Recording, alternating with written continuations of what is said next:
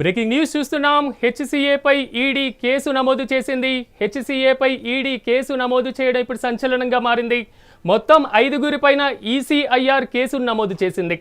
గతంలో నమోదైనటువంటి 2 హెచ్సీఏ కేసులకు గాను కొత్తగా ఈసీఐఆర్తో పిఎంఎల్ఏ సెక్షన్ కింద కేసులు నమోదు చేసింది. బీసీసీఐ నిధుల విషయంలో మనీ లాండరింగ్ జరిగినట్లుగా ఈడీ భావిస్తుంది.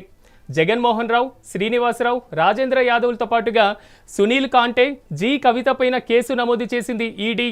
సిఐడి విచారణ ముగియగానే ఈడీ విచారణ మొదలయ్యేటువంటి అవకాశం ఉన్నట్లుగా తెలుస్తోంది.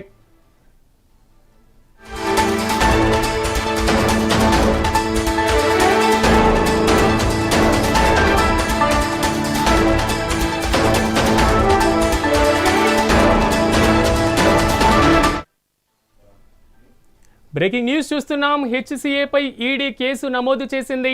మొత్తం 5గురిపైన ఈసీఐఆర్ నమోదు చేసినట్లుగా తెలుస్తోంది. గతంలో నమోదైనటువంటి 2 హెచ్ఈసీఏ కేసులకు గాను కొత్తగా ఈసీఐఆర్తో పిఎంఎల్ఏ సెక్షన్ కింద కేసు నమోదు చేసింది. బీసీసీఐ నిధుల విషయంలో మనీ లాండరింగ్ జరిగినట్లుగా ఈడీ భావిస్తుంది.